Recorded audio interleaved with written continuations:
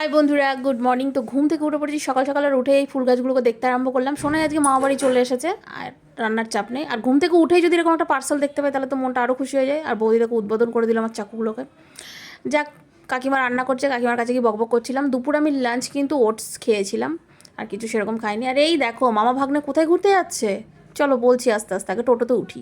না, আজকে আর বাবা টোটোতে উঠেনি, লোকের টোটোই উঠেছি। আর রোজ রোজ বাবা টোটোতে উঠলে লজ্জা লাগছে। সোনাই অনেক চেষ্টা করছে ট্রলিটাকে টানার, কিন্তু পারছে না। তাও একটু চেষ্টা করলো। এই যে চাখোরদের সাথে থাকলে তো চাখোর হতেই হবে নিজেকে। যাক, ব্যারাকপুর থেকে দমদম চলে আসলাম। এইবার আমরা অটোতে উঠে পড়েছি, আর এখন যাচ্ছি সোজা এয়ারপোর্টে। কারণ আমার বড় ভাই যাচ্ছে আজকে মালয়েশিয়া ঘুরতে। সত্যি কথা বলতে বাবা এয়ারপোর্টে অনেক বছর কাজ করেছে, কিন্তু আমি কোনো দিন আসার সুযোগ পাইনি।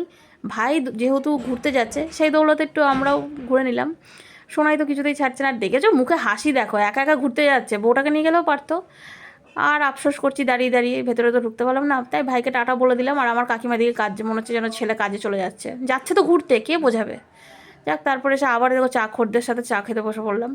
তারপর আর কি খিদে পেয়ে গেছে, এবার তো পেট পুজো করতে হবে। তাই সবাই একটা একটা করে বড় বড় রোল খেয়ে নিলাম, পেটটা পুরো ভরে গেল। এই যে আবার চা খেয়ে নিলাম। বললাম না, খোরদের সাথে থাকলে খোর তো হতেই হবে।